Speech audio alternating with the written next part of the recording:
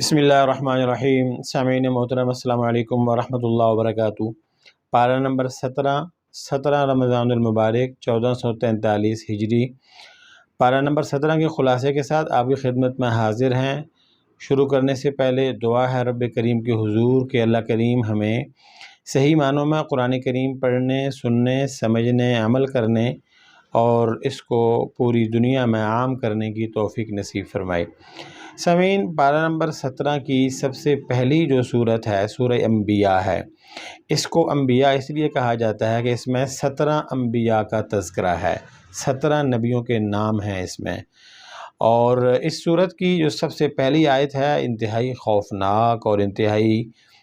کرب کی طرف اور انتہائی دہشت ناک المیہ کی نشاندہی کرتی ہے۔ ارشاد ربانی ہے، اعوذ باللہ من الشیطان الرجیم، بسم اللہ الرحمن الرحیم، اقترب للناس حسابهم وهم فی غفلۃ معرضون۔ ارشاد ربانی ہے کہ حساب کتاب کا وقت نزدیک آ گیا ہے اور لوگ غفلت میں پڑے ہیں، وہم معرضون، اور لوگ اعراض کر رہے ہیں، منہ پھیر چکے ہیں، انہیں سمجھ ہی نہیں ہے کہ پیچھے ہمارے قیامت دھاڑتی جھنگھاڑتی حساب کتاب کا وقت لے کے آ رہی ہے، اور ہم نے من یعمل مثقال ذرۃ خیر یرا ومن یعمل مثقال ذرۃ شر یرا، رائی کے دانے کے برابر اچھائی یا برائی ہوگی اس کا ہم نے حساب کتاب دینا ہے۔ تو انتہائی خوفناک ترین آیت ہے جو حساب کے نزدیک آنے کی اور اس کی قریب ہونے کی اور لوگوں کی غفلت کی نشاندہی کر رہی ہے۔ اور اسی لیے اس صورت کے شروع میں جو یہ آیت مبارکہ ہے، اکثر اللہ کے نیک بندے وہ اس آیت کو پڑھتے ہی خوف کی علامت بن جاتے تھے، دہشت ان کے اوپر سوار ہو جاتی تھی۔ میں نے زندگی میں اپنے اساتذہ کے بعد اگر کسی کو دیکھا تو اپنے والد گرامی مرحوم و مغفور، اللہ تعالیٰ ان کی قبر کو جنت الفردوس کا ٹکڑا بنائے اور ان کو پیارے نبی صلی اللہ علیہ وسلم کی شفاعت اور اگلے جہان کی ساری مشکلیں رب کریم ان کے لیے آسان فرمائے۔ بہت بچپن میں ابھی میں نے حفظ بھی مکمل نہیں کیا تھا اور ان کو میں نے دیکھا اور قرآن پاک کی اس آیت پہ روتے ہوئے ان کو میں نے دیکھا، اور آج بھی وہ منظر گویا میری آنکھوں کے سامنے ہے کہ اس آیت کو سنتے ہی میرے ہی ایک دوست کلاس فیلو تھے جنہوں نے یہ قرآن کی آیت پڑھی، اور ہم دونوں حفظ میں تھے، ابھی شاید ہماری 8 یا 10 سال کی عمر ہوگی، لیکن 8-10 سال کے بچے سے آیت سنتے ہی ایک دم آنکھوں سے آنسو جاری ہو جانا اور چہرے کا رنگ تبدیل ہو جانا،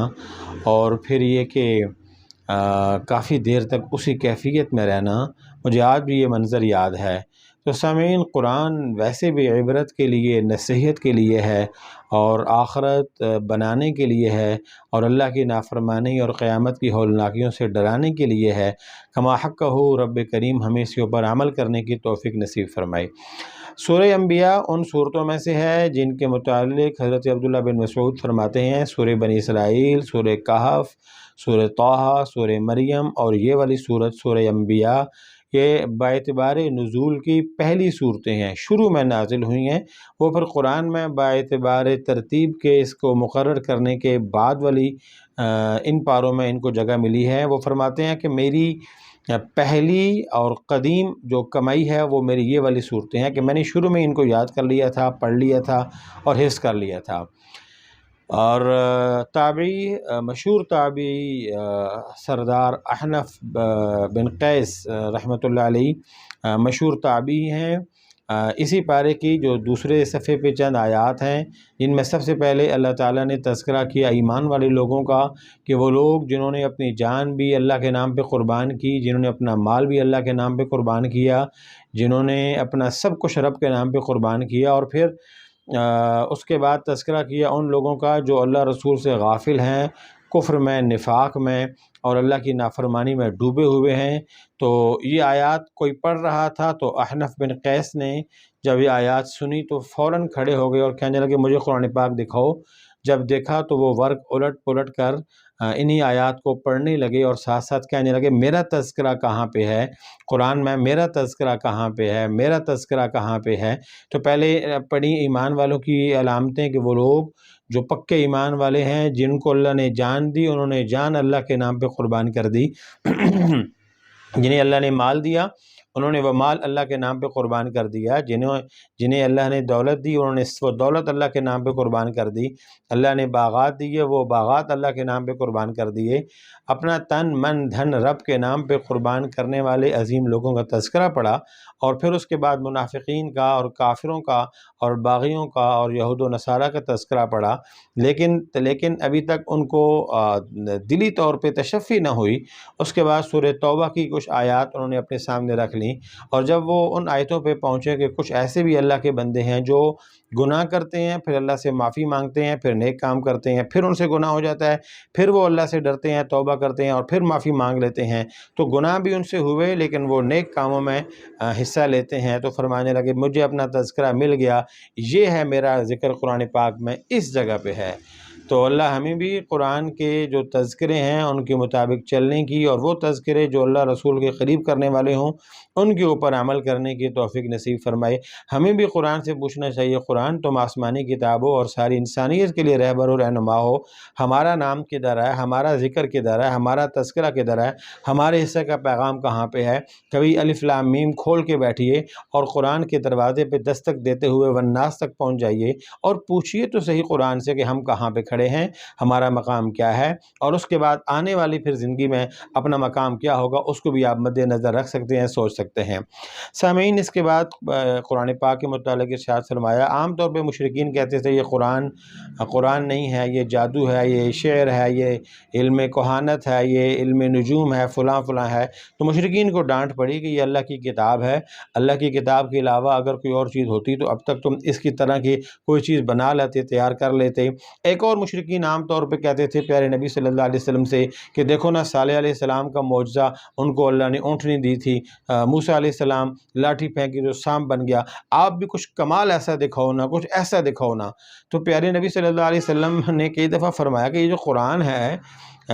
اس قرآن کی جیسی کوئی ایک صورت، ایک آیت کچھ تو آپ تیار کر کے لاؤ، تم لا ہی نہیں سکتے۔ کیا یہ قرآن چھوٹا بڑا معجزہ ہے؟ لیکن وہ حصی معجزے کو پیچھے پڑ گئے کہ نہیں، وہ فلاں نبی کو لاٹھی والا سانپ ملا تھا تو آپ کو سانپ نہیں ملا، فلاں نبی کے پہاڑ سے وہ اونٹنی نکل آئی، آپ کو وہ والی نہیں ملی، موسیٰ علیہ السلام نے اپنا ہاتھ اپنے گریبان میں ڈالا، باہر نکالا تو وہ روز روشن سے زیادہ روشن ہو گیا تھا، سورج چاند بھی اس کے سامنے ماند پڑ گیا تھا، تو آپ بھی کوئی ایسے والا معجزہ دکھائیں۔ جناب نبی کریم صلی اللہ علیہ وسلم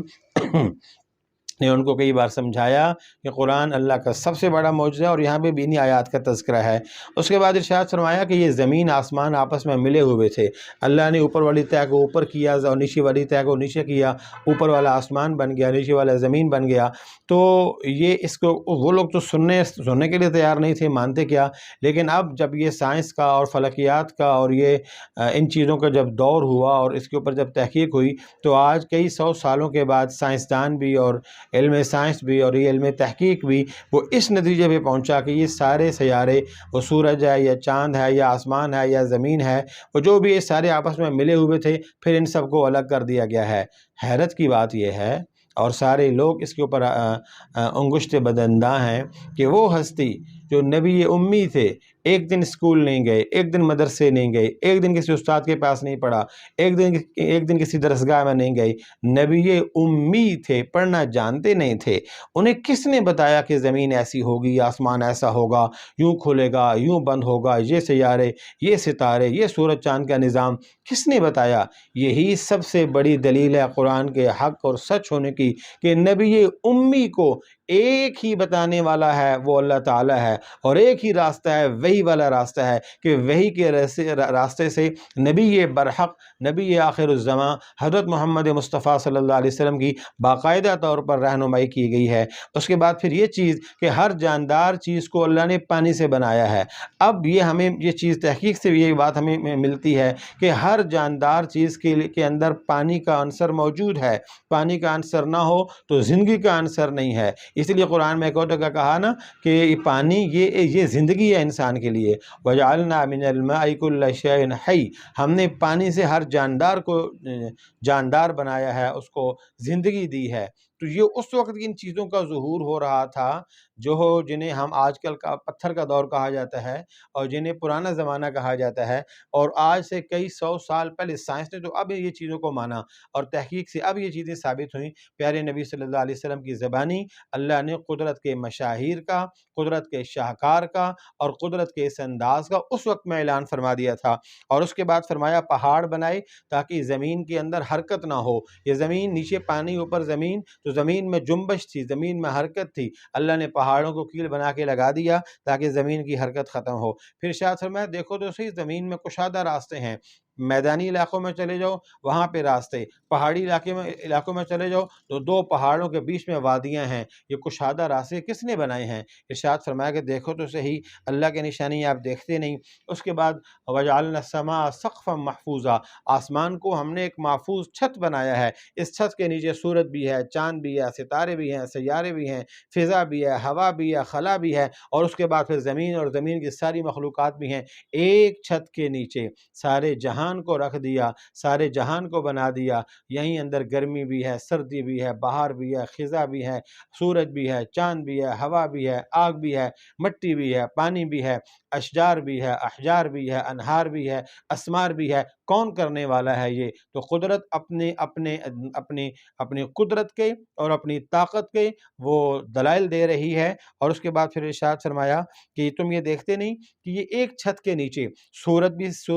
اسٹرگل کر رہا ہے، سفر کر رہا ہے، چاند بھی چل رہا ہے، وَالشَّمْسُ تَجْرِي لِمُسْتَقَرٍّ لَهَا، سورج بھی جاری ہے، چل رہا، وَالْقَمَرَ قَدَّرْنَاهُ مَنَازِلَ، چاند کی اپنی منزلیں ہیں، سورج بھی چلتا ہے، چاند بھی چلتا ہے، ستارے بھی چلتے ہیں، سیارے بھی چلتے ہیں، اور زمین بھی گھومتی ہے۔ زمین یوں گھوم رہی، ستارے اور سیارے یوں گردش کر رہے، یہ یوں چلنے والے اور یوں گھومنے والی، نہ یہ اس سے ٹکراتے ہیں نہ وہ ان سے ٹکراتے ہیں، وہ اپنی مدار اور منزل پہ گھوم رہے ہیں۔ ایک بھی ستارہ چاند سے اور چاند سورج سے اور سورج آسمانوں سے اور آسمان زمین سے کبھی نہیں ٹکرائے، کبھی ہم نے نہیں دیکھا بلاکیج ہو گئی، رش بن گیا، بلاکیج ہو گئی، ٹریفک زیادہ ہو گئی، رش بن گیا، ستارے زیادہ ہو گئی، آج سیاروں نے روڈ جام کر دی، آج چاند نے جو ہے وہ دھرنا دے دیا اور اس نے بلاکیج کر دی ہے۔ کبھی ایسا نہیں ہوا۔ قدرت نے جو بنایا، جب سے بنایا، جیسا بنایا ویسا چل رہا ہے۔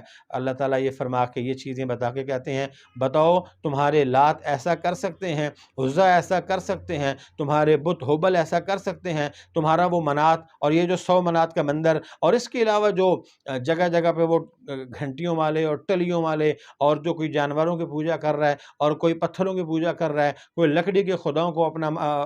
معبود بنایا ہوا، کسی نے جانوروں کو گو ماتا بنا لیا ہے، بتاؤ تو صحیح الہ مع اللہ، اللہ کے سوا کوئی اور ہے جو یہ سارے کام کر سکتا ہے؟ کوئی اور کرنے والا نہیں ہے۔ واحد وحدہ لا شریک، تنہا عرش و فرش کا مالک ہے، ساری کائنات کا، ارض و سما کا، بحر و بر کا مالک ہے، زمین آسمان کا، سورج چاند کے سارے نظام کا مالک ہے۔ جو چاہے، جب چاہے، جیسا چاہے، جتنا چاہے اپنا سب کر لے، اپنے کرنے میں ذرے بھر کے لیے محتاج نہیں۔ ساری کائنات، سارا جہان، سارا نظام اپنا سب کچھ کرنے میں ایک اس وحدہ لا شریک کا محتاج ہے۔ تو سامعین، اپنی قدرتی دلائل کو اور قدرتی نظائر کو اور قدرتی شاہکار کو اور قدرتی مشاہیر کو اللہ تعالیٰ نے قرآن پاک کی ان آیات میں انتہائی خوبصورتی کے ساتھ بیان فرمایا، اور اس کے بعد ان 17 انبیاء کا تذکرہ، حضرت موسیٰ علیہ السلام، حضرت ہارون علیہ السلام، حضرت ابراہیم علیہ السلام، حضرت لوط علیہ السلام، حضرت اسحاق علیہ السلام، حضرت یعقوب علیہ السلام، اور حضرت نوح علیہ السلام، حضرت داؤد علیہ السلام، حضرت سلیمان علیہ السلام، حضرت ایوب علیہ السلام، حضرت اسماعیل علیہ السلام، حضرت ادریس علیہ السلام، حضرت ذوالکفل علیہ السلام، حضرت یونس علیہ السلام، حضرت زکریا علیہ السلام، حضرت یحییٰ علیہ السلام، اور حضرت عیسیٰ علیہ نبینا علیہ الصلاۃ والتسلیمات۔ 17 نبیوں کے نام لیا اور 17 نبیوں کے متعلق فرمایا کل من الصالحین و اسماعیل والیسع و یونس و لوطا۔ ہاں جی، تو ان انبیاء کا تذکرہ فرمایا کہ سارے یہ ہمارے نیک بندے تھے، ان سب کا ایک مشن تھا، رب کو مانیے، رب کی مانیے، رب کو مان کے جہانوں میں آپ کامیاب ہوں گے، رب سے ٹکر لے کے رب کی نافرمانی کر کے جہان سارے بھی آپ نے پا لیے تو کچھ نہ پایا آپ نے، آپ پھر بھی ناکام ہوں گے، رسوا ہوں گے، خسران کی دلدل میں چلے جائیں گے آپ۔ اور پھر ان سارے انبیاء میں سے 6 انبیاء کا قدر تفصیل سے قصہ بیان کیا، حضرت ابراہیم علیہ السلام کا، حضرت لوط علیہ السلام کا، حضرت نوح علیہ السلام کا، حضرت داؤد علیہ السلام کا، حضرت سلیمان علیہ السلام کا، اور حضرت ایوب علیہ السلام کا، ان کا ذرا قدر تفصیل سے ذکر کیا، بیان کیا۔ اور اس کے بعد حضرت یونس علیہ السلام کا وہ مشہور قصہ مچھلی والا، لَلَبِثَ فِي بَطْنِهِ إِلَىٰ يَوْمِ يُبْعَثُونَ، کہ یونس جب مچھلی کے پیٹ میں چلے گئے، وہاں جا کے انہوں نے اللہ کو پکارا، مچھلی کے پیٹ میں جا کے، یونس مچھلی کے پیٹ میں، مچھلی سمندر کے پیٹ میں، سمندر کی لہریں اور موجیں، تو یونس علیہ السلام نے مچھلی کے پیٹ میں جا کے اللہ کو یاد کیا، لا الہ الا انت سبحانک انی کنت من الظالمین۔ قرآن کہتا ہے کہ اگر یہ اللہ کا نام نہ لیتے، لَلَبِثَ فِی بَطْنِهِ إِلَىٰ يَوْمِ يُبْعَثُونَ، یہ قیامت کی صبح تک وہیں پہ رہتے، اندر رہتے وہ۔ تو اللہ کو یاد کیا، اللہ کا ذکر کیا، اللہ نے مچھلی کے پیٹ سے ان کو باہر نکالا، بحفاظت نکالا، عافیت کے ساتھ نکالا، ان کا تذکرہ ارشاد فرمایا۔ اس کے بعد قصہ یونس کے بعد یاجوج ماجوج کا پھر سے یہاں پہ تذکرہ ہے، اور یہ بتایا کہ پھر ایک دن آئے گا جو قیامت کی علامتوں میں سے ہے، ہر بلندی سے پستی کی طرف، ہر اونچائی سے نیچائی کی طرف، اور ہر جو ہے وہ ٹیلے سے وادی کی طرف دوڑتے چلے آئیں گے یہ یاجوج و ماجوج، کیونکہ پھر اللہ نے اس کائنات کی سارے نظام کو لپیٹنا ہے، تو جب لپیٹیں گے تو ان جانوروں کو مسلط کر دیا جائے گا۔ اور اس کے بعد ارشاد فرمایا وَمَا أَرْسَلْنَاكَ إِلَّا رَحْمَةً لِلْعَالَمِينَ، پیارے نبی جی ہم نے آپ کو رحمت عالم بنا کے بھیجا، رحمت دو جہاں بنا کے بھیجا، رحمت کائنات بنا کے بھیجا، رحمت اولین والآخرین بنا کے بھیجا، رحمت دو جہاں، رحمت للعالمین، سارے جہانوں کے لیے رحمت بنا کر بھیجا ہے۔ پیارے نبی صلی اللہ علیہ وسلم کا یہ جو رحمت عالم ہونے کا جو شرف ہے وہ اسی آیت مبارکہ میں اللہ تعالیٰ نے بیان فرمایا۔ سامعین، اسی کے ساتھ سورہ انبیاء کا اختتام ہوتا ہے، اور اس کے بعد جو اگلی صورت ہے سورہ حج، پارہ نمبر 17، دوسرا نصف سورہ حج شروع ہوتی ہے۔ سورہ حج مدنی ہے، 78 آیات اور 10 رکوع کی یہ صورت ہے۔ آپ حیران ہوں گے کہ صورت مدنی ہے لیکن اس میں مدنی احکامات کے ساتھ ساتھ مکی اسلوب کو بھی بیان کیا گیا ہے۔ سب سے پہلی آیت مبارکہ، یعنی اس مبارک صورت میں ہجرت کا تذکرہ ہے، حج کا تذکرہ ہے، جہاد کا تذکرہ ہے، قربانی کا تذکرہ ہے، لیکن اس کے ساتھ ساتھ جنت کا تذکرہ ہے، جہنم کا تذکرہ، اور خاص طور پہ قیامت کا۔ اس مبارک صورت کی جو سب سے پہلی آیت ہے، ارشاد ربانی ہے، اعوذ باللہ من الشیطان الرجیم، بسم اللہ الرحمن الرحیم، یا ایھا الناس اتقوا ربکم ان زلزلۃ الساعۃ شیء عظیم، اے انسانو ڈرو اپنے رب سے کہ قیامت کا زلزلہ شیء عظیم، بہت بڑی بلا ہے، بہت عظیم وہ چیز ہے، بہت بڑی بلا ہے۔ اتقوا ربکم ان زلزلۃ الساعۃ شیء عظیم، ڈرو اپنے رب سے۔ کیوں اپنے رب سے نہیں ڈرتے ہو؟ تمہیں قیامت کا خوف دامنگیر نہیں؟ تمہیں نہیں پتہ کہ ایک دن پاؤں ہلنے نہیں پائیں گے، اپنی جگہ سے حرکت نہیں ہو پائے گی اس دن اور اسی صورت میں آگے چل کے یہ تذکرہ ہے، تری الناس سکارا، اور یوم تذہل کل مرضعۃ عما ارضعت وتضع کل ذات حمل حملها وتری الناس سکارا وما هم بسکارا ولکن عذاب اللہ شدید۔ اے مخاطب، تو بھول گیا اس بات کو کہ یہ وہ دن ہے جو جوانوں کو بھی بوڑھا کر دے گا، جو دودھ پیتے بچوں کو بوڑھا کر دے گا۔ ماں اپنے آپ کو بھول جاتی ہے، اپنے دودھ پیتے نونہال کو نہیں بھول سکتی۔ یہ وہ دن ہے کہ حمل والیاں حمل مدت سے پہلے پھینک دیں گی، گود میں دودھ پلانے والیاں اپنے دودھ پیتے بچوں کو پھینک دیں گی، ان کو بھول جائیں گی۔ تری الناس سکارا، تو دیکھے گا اس دن انسانوں کو کوئی سارے ایک آواز کی طرف جا رہے ہیں، ایک ایسی خوفناک آواز آئے گی جو شروع میں بڑی سریلی اور بڑی پرسکون اور بڑی خوبصورت ہوگی، لیکن ہوتے ہوتے اتنی کڑوی، اتنی زہریلی، اتنی سخت ہو جائے گی کہ وہ ایک آواز جو آئے گی، سب لوگ اس آواز کی طرف متوجہ ہوں گے، اس قدر منہمک ہو جائیں گے اس آواز میں کہ مائیں اپنے بچوں کو بھول جائیں گی، عورتیں حمل مدت سے پہلے پھینک دیں گی، اور پھر ہوتے ہوتے وہ آواز اتنی سخت، اتنی کڑوی، اتنی زہریلی اور اتنی وہ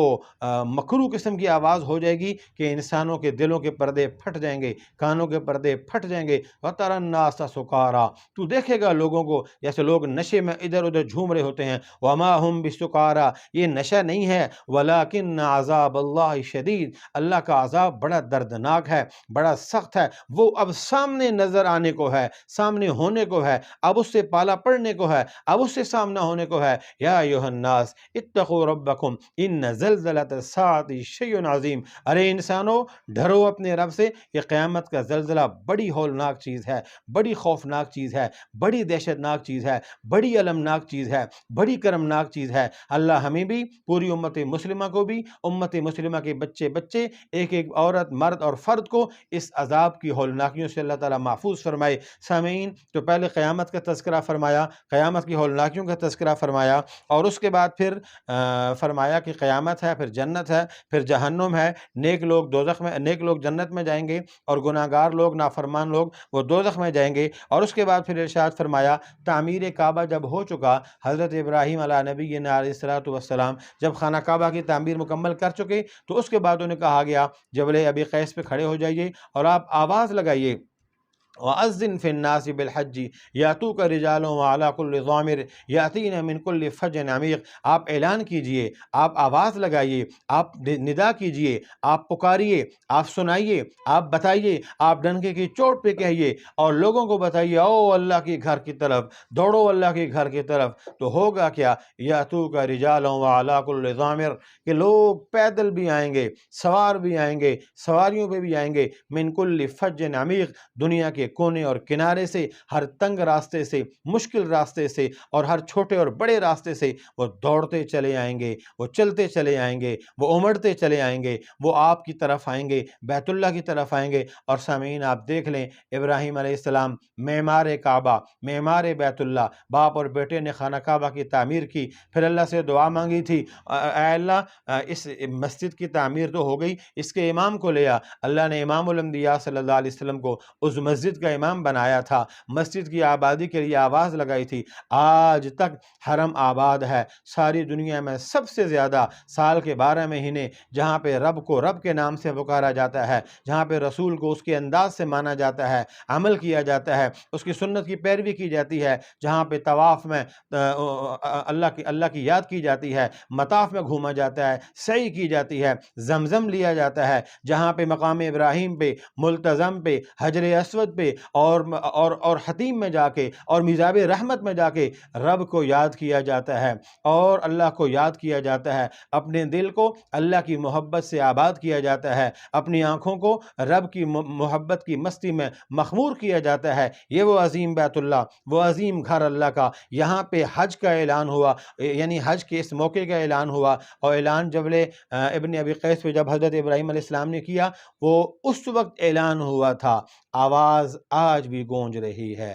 اعلان اس وقت ہوا تھا، صدا آج بھی گونج رہی ہے، اعلان اس وقت ہوا تھا، پکار آج بھی لگ رہی ہے، صدا اس وقت دی گئی تھی، ندا آج بھی جاری اور ساری ہے، اور رہتی دنیا تک، قیامت کی صبح تک یہ آواز چلتی رہے گی۔ کائنات کے مخلص ترین ہستی ابراہیم علیہ السلام کے منہ سے یہ نکلی ہوئی آواز سارے جہان کے لیے پیغام تھی، پیغام خدا تھی، پیغام حق تھی، پیغام یہ اللہ تعالیٰ کی طرف سے پیغام حج تھا، اور منادی نے یہ ندا لگائی تھی۔ اس ندا کو اللہ نے ایسے عظیم طریقے سے قبول فرمایا کہ قیامت کی صبح تک ہر بچے، بوڑھے، جوان، مرد، عورت کے کانوں میں یہ آواز پہنچے گی۔ پھر جسے اللہ ہدایت دے گا، وہ غریب بھی ہوگا تو پہنچ جائے گا، اور اگر امیر بھی ہوگا اور اللہ نے نہیں بلایا ہوا تو وہ دولت یہیں پہ رہ جائے گی، اللہ اس کو اپنے گھر میں آنے سے محروم رکھتا ہے۔ دعا کریں جو اللہ ہمیں دولت دے یہ واپس اللہ کے حکموں کے اوپر لگ جائے، اللہ اس کو لگانے کی اور ہمیں اس مال کو لگنے کے لیے قبول بھی فرمائے،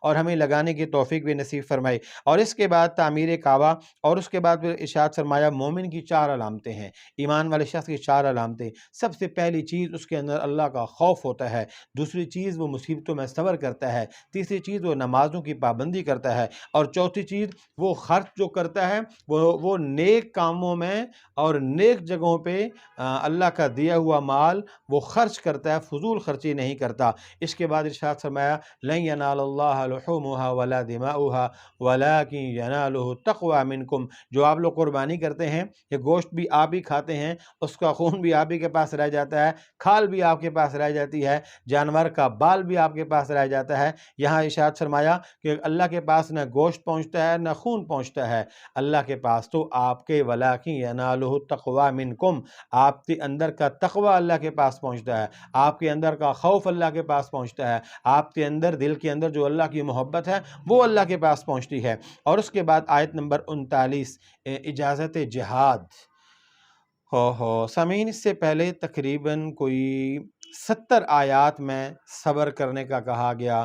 और चश्म पोशी करने का कहा गया। यहूद नसारा मुशरिकीन मक्का मुनाफिकीन तंग कर रहे थे, जीना दो भर किया हुआ था, परेशान कर रहे थे। तो तकरीबन 70 आयात में ये कहा गया जाने दो कोई बात नहीं, छोड़ दो कोई बात नहीं, नहीं लड़ना, नहीं भिड़ना, नहीं उलझना, गाली का डंडे का जवाब डंडे से नहीं देना, तलवार का जवाब तलवार से नहीं देना, और सख्ती का जवाब सख्ती से नहीं देना, तुरशी का जवाब तुरशी से नहीं देना। तो ये रोका गया, समझाया गया। तकरीबन कुछ 70 के करीब आयत ऐसी हैं अराउंड अबाउट इसके। उसके बाद ये पहली आयत है, आयत नंबर 39 पारा नंबर 17 सूरह हज, पहली आयत, औज़ु बिल्लाहि मिनश शैतानिर रजीम, उज़िना लिल्लज़ीना युक़ातलूना बिअन्नहुम ज़ुलिमू, इजाज़त दी गई है उन लोगों के लिए कि वो क्या करें, युक़ातलूना, अब वो क़िताल करना शुरू करें, निकालें मयानों से अपनी तलवारें, निकालें नियामों से अपने तीर और तलवार, निकालें अपने खंजर और सीना सुपर हो जाएं और कुफ्र के सीनों पे मूंग दलना शुरू करें और कुफ्र को नाकों चने चबवाएं और कुफ्र को दिन में तारे दिखाएं। सामीन, ये वो पहली आयत थी जब आयत मुबारक में कहा गया बिअन्नहुम ज़ुलिमू, इसलिए कि इनके ऊपर जुल्म किया गया है। और महीनों नहीं सालों के हिसाब से, कहाँ वो शैब अबी तालिब में 3 साल मदनी करीम सल्लल्लाहु अलैहि वसल्लम को और उनकी लख्ते जिगर बेटियों को और उनके मानने वालों को 3 साल शैब अबी तालिब में इंतहाई सख्त किस्म का हिसार, मुकाता, बाइकआउट के सोशल बाइकआउट, ना कोई सलाम तोड़िए, ना कोई कलाम करता है, ना कोई बात करता है, खाना तो दूर की बात है। सामीन, यही वो मौका था कि जहाँ पे जनाब नबी करीम सल्लल्लाहु अलैहि वसल्लम ने और आपके साथियों ने दरख्तों के पत्ते चबाए, घास के सब्ज़ा चबाया, खाने के लिए पास कुछ नहीं था। वही मक्का मुकरमा, उसी के करीब शेब अबी तालिब में अबू तालिब के जो अपनी एक ज़मीन का एक टुकड़ा था, एक घाटी थी पहाड़ के दामन में, वहाँ पे आपको बंद किया गया था, वो याद करें। फिर ताइफ में 3 मील के पत्थर याद करें, फिर ओहद के मैदान में ज़ख्मी होना याद करें, फिर वो आप सल्लल्लाहु अलैहि वसल्लम के मुबारक दांतों का शहीद हो जाना याद करें, फिर आपके सर मुबारक में खोद के 2 कड़ियों का घुसना याद करें, फिर आप सल्लल्लाहु अलैहि वसल्लम के बेहोश होकर गिर जाने को याद करें, आप ताइफ में 3 मील के पत्थर याद करें, अमीर हमजा रज़ी अल्लाह तआला अन्हु के जिस्म की 11 टुकड़ों को 11 जिस्म मुबारक के 11 टुकड़ों को याद करें, आपके मुबारक सीने को चीरा गया वो याद करें, कलेजा निकाल के कच्चा चबाया गया उसको याद करें, सहाबा के सरों में खोपड़ियों में शराब पी गई उसको याद करें। कौन कौन सा जुल्म नहीं था, कौन कौन सा जबर नहीं था, कौन कौन सा तशद्दुद नहीं था, कौन कौन सी दहशतगर्दी नहीं थी, क्या क्या नहीं हुआ। उज़िना लिल्लज़ीना युक़ातलूना बिअन्नहुम ज़ुलिमू व इन्नल्लाहा अला नस्रिहिम लक़दीर। अल्लाह ने फरमाया अब इनको हमने दरवाज़ा खोल दिया, अब हमने इनका रास्ता खोल दिया, अब हमने इनको इजाज़त दे दी। क्यों? इनके ऊपर जुल्म हुआ है। जुल्म के जवाब में तलवार उठाना, फिर जुल्म के जवाब सख्ती से देना, फिर जुल्म का जवाब उस जालिम को तहक़ीक़ करना, ये फिर अल्लाह की सुन्नत भी है, अल्लाह की इजाज़त भी है, नबी बरहक सल्लल्लाहु अलैहि वसल्लम की मुबारक सुन्नत भी है। कुफ्र को भी किसी हद तक बर्दाश्त किया जाता है, शिर्क को भी बर्दाश्त किया जाता है, अगरचे नाफरमानी है, लेकिन जुल्म के बदले में कहा उठाइए तलवार, लीजिए तलवार, उठाइए कमान तीर, लीजिए अपना खंजर, निकलिए बाहर और बता दीजिए इनको कि हम मोमिन हो तो बेतेग भी लड़ता है सिपाही, काफिर हो तो शमशीर पे करता है भरोसा। तो ये वो 70 आयात के बाद वो पहली मुबारक आयत थी जिसमें ये कहा गया। और उसके बाद 39 नंबर आयत में ये कहा, 49 नंबर आयत में जाके फिर अपना मकसद बताया कि नबी जी मकसद सिर्फ तलवार उठाना नहीं था, ऐ मेरे नबी के सहाबा मकसद सिर्फ तलवारें उठा के ये सब करना नहीं था, ये तो ज़िमनन आ गया, ज़रूरत पड़ गई, जब जब ज़रूरत पड़ेगी, जब जब तलवार उठाई जाएगी। असल मकसद ये नहीं था। असल मकसद क्या था? कुल, आप कह दीजिए प्यारे नबी जी, आप बता दीजिए, आप सुना दीजिए, आप समझा दीजिए, आप बता दीजिए, आप ऐलान कर दीजिए, या अय्युहन्नास, یا ایھا الناس، یا ایھا العرب نہیں کہا، میں عام طور پہ کہتا ہوں، یا ایھا العجم نہیں کہا، یا ایھا القریش نہیں کہا، یا اہل المکہ نہیں کہا، یا اہل المدینہ نہیں کہا، یا اہل الحجاز نہیں کہا، اے حجاز مقدس والوں نہیں، اے مکے والوں نہیں، اے مدینے والوں نہیں، اے عرب کے لوگوں نہیں، اے عجم کے لوگوں نہیں، یا ایھا الناس، اے ساری دنیا کے انسانوں، اے کالے ہو، اے گورے ہو، اے امیر ہو، اے غریب ہو، اے عرب ہو، اے عجم ہو، اے پڑھے لکھے ہو، اے ان پڑھ ہو، دنیا کی کسی قوم کے ہو، کسی رنگت والے ہو، کسی نسل والے ہو، کیسی شکل والے ہو، کیسی عقل والے ہو، من کان وحیث کان، کوئی ہو کسی حیثیت کے مالک ہو، انما انا لکم نذیر مبین، میں تم سب کی طرف اللہ تعالیٰ کی طرف سے تمہارے لیے نذیر بنا کر بھیجا گیا ہوں، ڈرانے والا بنا کر بھیجا گیا ہوں، ڈر سنانے والا بنا کر بھیجا گیا ہوں، ڈر کے بارے میں بتانے والا بنا کر بھیجا گیا ہوں۔ کس سے ڈرنا ہے، کیوں ڈرنا ہے، کس لیے ڈرنا ہے؟ اللہ سے ڈرو۔ کیوں ڈرنا ہے؟ مر کے رب کے پاس جانا ہے، حساب دینا ہے اپنی ساری زندگی کا۔ اس حساب سے پہلے اس حساب کتاب سے پہلے اس امر سے پہلے اس مشکل سے پہلے اس گھڑی سے پہلے اپنے مرنے سے پہلے سانس کا ڈورا ٹوٹنے سے پہلے، موت کا پیغام آنے سے پہلے، موت کے فرشتے کے پکڑنے سے پہلے اللہ سے ڈر جاؤ، اللہ کی نافرمانی سے ڈرو، گناہوں سے اپنے آپ کو بچاؤ۔ انما انا لکم نذیر مبین، یہ وہ بعثت کا جو مقصد تھا، جس کے لیے نبی بنے تھے، جس کے لیے نبی ہوتا ہے، جس کے لیے نبی کو لایا جاتا ہے، جس کے لیے نبی کو بھیجا جاتا ہے، جس کے لیے نبی کو مبعوث کیا جاتا ہے۔ انما انا لکم نذیر مبین، میں تم سب کی طرف اللہ تعالیٰ کی طرف سے نذیر بنا کر بھیجا گیا ہوں۔ تو پہلے وہ پیغام جہاد تھا، اور اس کے بعد پھر بعثت، نبی پاک صلی اللہ علیہ وسلم کا مبعوث ہونے کا، بعثت کا جو عظیم مقصد ہے، اس کے متعلق ارشاد فرمایا۔ اور پارہ نمبر 17 کے بالکل آخر میں پھر وہی شرک سے بیزاری، مشرکین سے بیزاری، ان الذین تدعون من دون اللہ لن یخلقوا ذبابا، جو تم اللہ کو چھوڑ کے بتوں کو پکارتے ہو نا، کوئی بتوں کو پکار رہا ہے، کوئی جانوروں کو پکار رہا ہے، کوئی جو ہے وہ کہیں لیٹا ہوا، کوئی کہیں سجدے کر رہا ہے، کوئی کسی قبر کے آگے سجدے کرتا ہے، کوئی کسی جانور کے آگے سجدے کرتا ہے، کوئی کسی پتھر کے آگے سجدے کرتا ہے۔ لَن ان الذین تدعون من دون اللہ، اللہ کو چھوڑ کے جس کو پکارتے ہو، اللہ کو چھوڑ کے جس کے سامنے جھکتے ہو، اللہ کو چھوڑ کے جس کے سامنے تم جا رہے ہو، لن یخلقوا ذبابا، یہ سارے مل کے ایک مکھی نہیں بنا سکتے ہیں۔ لن یخلقوا ذبابا، تمہاری تقدیر کیا بنائیں گے؟ یہ مکھی تو بنا نہیں سکتے، تمہاری زندگی میں وہ بہاریں کہاں سے لائیں گے؟ مکھی تو بنا نہیں سکتے، تمہاری تقدیر کہاں سے بنائیں گے؟ مکھی تو بنا نہیں سکتے، تمہاری زندگی کہاں سے بنائیں گے؟ مکھی تو بنا نہیں سکتے، تمہاری زندگی سے مشکلات کہاں سے کم کریں گے؟ مکھی نہیں بنا سکتے، یہ تم ایک کامیاب انسان کہاں سے بنائیں گے؟ لن یخلقوا ذبابا ولو اجتمعوا لہ، قرآن کہتا ہے یہ سارے جمع بھی ہو جائیں